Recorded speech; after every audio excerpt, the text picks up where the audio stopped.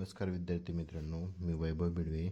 आज पुन्हा परत तुमचं स्वागत करतो आपल्या Om Sai coaching classes by V B sir याच्यामध्ये स्वागत करतो मी. आज आपण इयत्ता 5वी नवोदय विद्यालय परीक्षेचे स्वरूप आज आपण पाहणार आहोत. विद्यार्थी मित्रांनो, तुम्हाला माहितीच असेल विद्यार्थी मित्रांनो, तर नवोदय विद्यालय परीक्षा ही एकूण 100 मार्काची असते आणि त्याच्यामध्ये 3 टॉपिक आहेत. त्याच्यामध्ये 3 विषय आपल्याला अभ्यासाचे आहेत. त्याच्यामध्ये पहिला टॉपिक आहे बुद्धिमत्ता.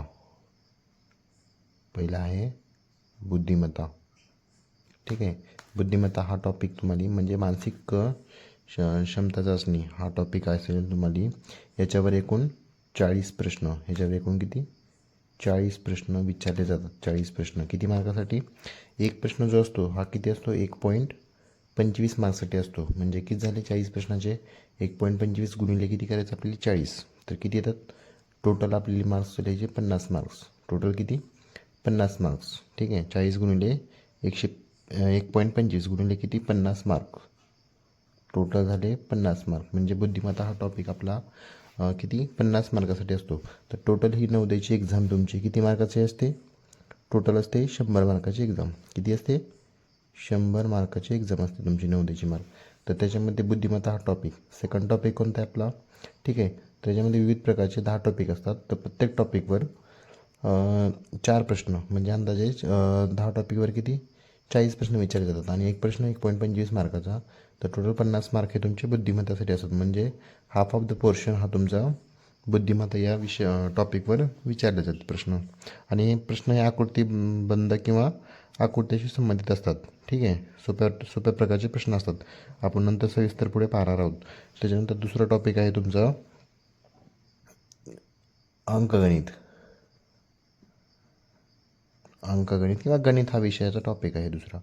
तर अंकगणितामध्ये याच्यावर प्रश्न विचारले जातात. टोटल 20 प्रश्न. टोटल किती 20 प्रश्न विचारले जातात. आणि हा सेम 1.25 मार्काचा एक प्रश्न म्हणजे किती 20 गुणिले 1.25 करा तर किती हे 25 मार्क. 25 मार्क तुमचे असतात गणित या विषयावर. त्याच्यानंतर थर्ड टॉपिक आहे. थर्ड टॉपिक म्हणजे 10 ते 15 टॉपिक याच्यावर विचारले जातात. आपण सविस्तर पुढे पाहणार आहोत. ठीक आहे. आणि थर्ड आहे तुमचा सब्जेक्ट मराठी. ठीक आहे. मराठी किंवा ज्याचं समजा CBSE मीडियम आहे त्याचं, तर त्याला इंग्लिश असेल त्याच्यात किंवा हिंदी असेल तर हिंदी विषय असेल त्याला. ठीक आहे. जे मातृभाषा वगैरे आपण होतो त्याच्यामध्ये. तर आपला मराठी आहे तर आपला काय असेल मराठी विषय. तर याच्यामध्ये गद्यभाग किंवा पॅसेज टाईप क्वेश्चन विचारले जातात. ठीक आहे. याच्यामध्ये पॅसेज टाईप क्वेश्चन म्हणजे 4-5 पॅसेज विचारले जातात. 3-4 मार्क 3-4 प्रश्न एका पॅसेजवर विचारले जातात. त्याच्यामध्ये तुम्हाला समानार्थी शब्द असतील किंवा शब्दसमूहाबद्दल शब्द असेल किंवा विरुद्धार्थी शब्द असतील ते तुम्हाला त्याचा थोडा अभ्यास करावा लागेल. ठीक आहे. तर याच्यामध्ये पण परत 20 प्रश्न विचारले जातात. त्याच्यामध्ये किती 20 प्रश्न. सेम 1.25 मार्कासाठी एक प्रश्न असतो. आणि मार्क किती झाले मग 25 मार्क झाले. म्हणजे टोटल आपलं किती 50 + 25 + 25 किती झाले 100 मार्क. म्हणजे नवोदयची पूर्ण एक्झाम किती असते 100 मार्काची असते. आपली नवोदयची एक्झाम 100 मार्काची असते. आणि याच्यामध्ये निगेटिव्ह सिस्टीम नसते. याच्यामध्ये काय असते म्हणजे जर तुम्ही समजा क्वेश्चन जर सॉल्व केले तर त्याच्यामध्ये तुम्ही पूर्ण क्वेश्चन अटेम्प्ट करायचे. ह्याच्यामध्ये क्वेश्चन काय करायचे पूर्ण क्वेश्चन अटेम्प्ट करायचे ह्याच्यामध्ये. ठीक आहे. तर हे पूर्ण किती 80 प्रश्न किती झाले टोटल 80 प्रश्न किती 100 मार्काला. 80 प्रश्न 100 मार्काला. आणि वेळ किती असतो तुम्हाला ह्याच्यामध्ये? वेळ तुम्हाला मिळतो ह्याच्यामध्ये 2 तास वेळ किती असतो 2 तास वेळ असतो. म्हणजे 30 मिनिट तुम्ही याच्यामधले 30 मिनिट जर तुम्ही गणित टॉपिकला दिले 30 मिनिट जर तुम्ही गणित टॉपिकला दिले तर बाकीचा वेळ तुम्ही तुमच्या सोयीस्कर. पहिलं कसं होतं पहिल्या याच्यामध्ये तुम्ही म्हणजे पर्टिक्युलर टाईम डिसाइडेड होतं याच्यामध्ये. पण नवोदयमध्ये तुम्हाला असं नाही. तुम्ही कोणताही टॉपिक अगोदर घेऊ शकतो. समजा फॉर एक्झाम्पलमध्ये पहिले हे किती बुद्धिमत्ताचे 40 प्रश्न जर समजा तुम्हाला सुरुवातीला आले तर तुम्ही ते सॉल्व करू शकतो. नंतर अंकगणित म्हणजे तुमच्या सोयीस्कर तुम्ही क्वेश्चन सॉल्व करू शकतो. तुम्ही आधी मराठी टॉपिक घ्या नंतर अंकगणित आहे. कारण एकच पेपर असतो टोटल काय असतो एकच पेपर असतो. त्याच्यामुळे तुमच्या सोयीस्कर तुम्ही प्रश्न सॉल्व करू शकता. ठीक आहे. 2 तास तुम्हाला वेळ आहे ह्याच्यामध्ये तर ते तुम्ही सॉल्व करू शकता. ठीक आहे. आता पहिला टॉपिक आपण विभाग 1मध्ये पहिला टॉपिक आपला आहे मानसिक क्षमता चाचणी.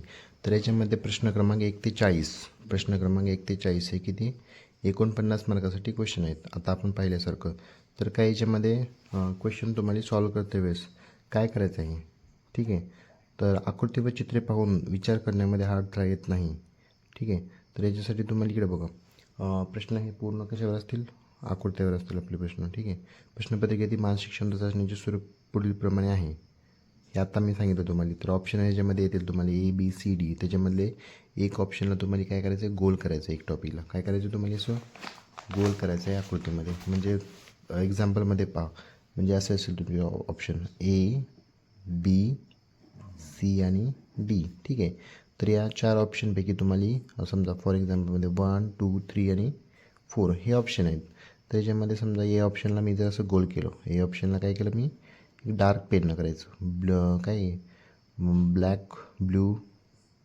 ब्लॅक पेननं काय करायचं तुम्हाला बॉल पेननं डार्क करायचं असं. तर याला काय तुम्हाला एकूण गुण याला भेटेल करेक्ट असेल तर फॉर एक्झाम्पलमध्ये बरेच जण काय करतात बघा बरेच जण काय करतात हे असं करतात बरेच जण. ठीक आहे.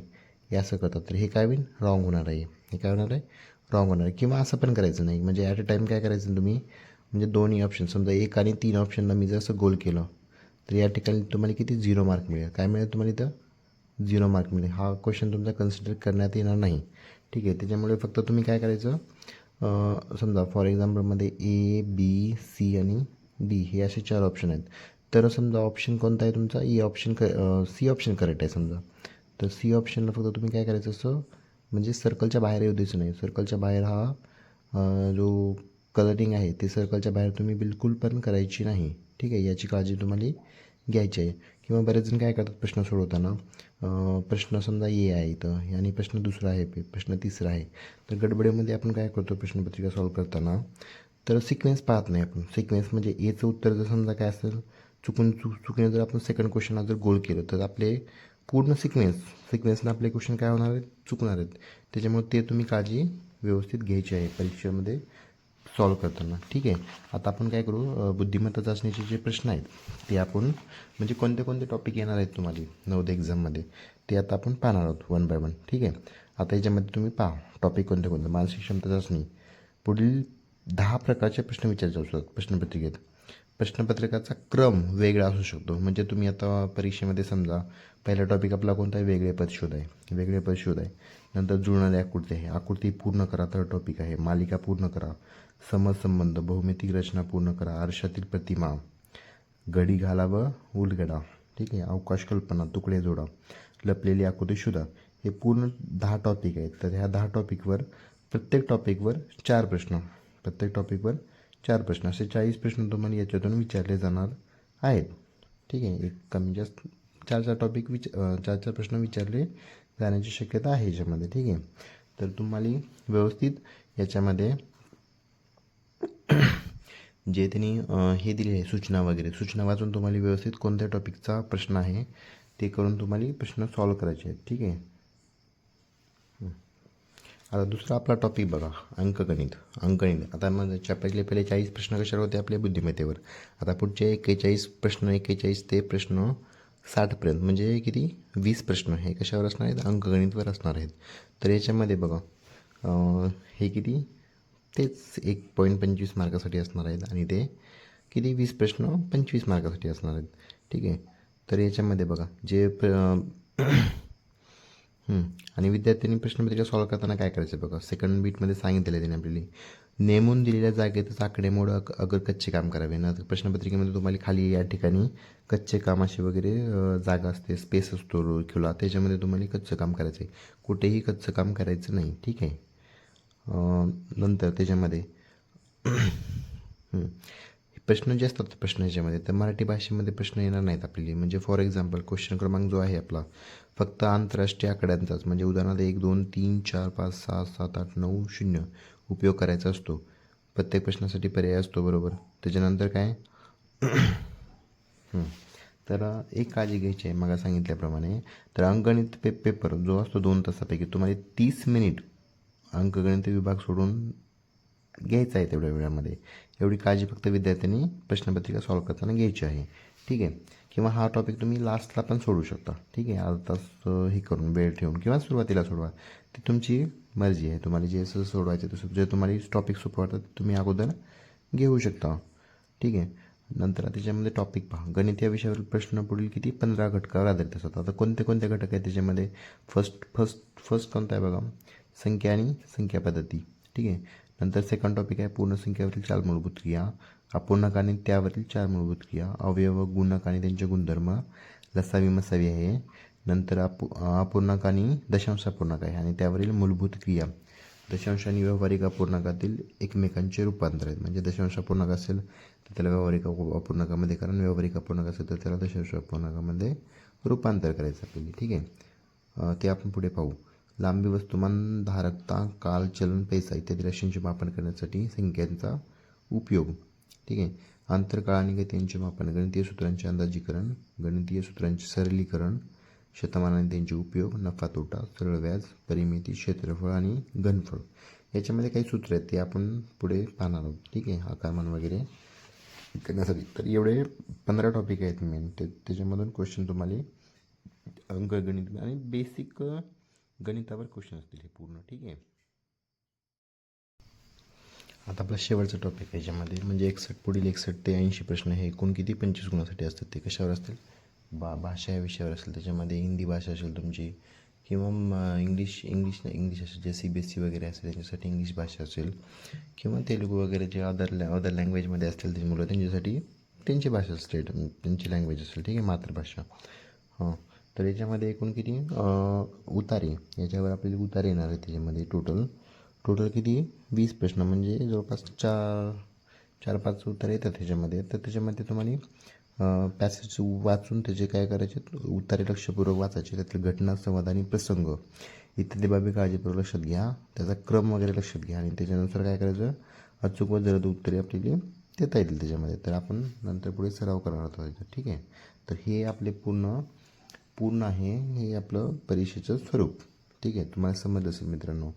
जर व्हिडिओ आवडला असेल तर तुम्ही तुमच्या मित्रामध्ये शेअर करा, कमेंट करा आणि सबस्क्राईब करायला विसरू नका, ठीक आहे. धन्यवाद मित्रांनो.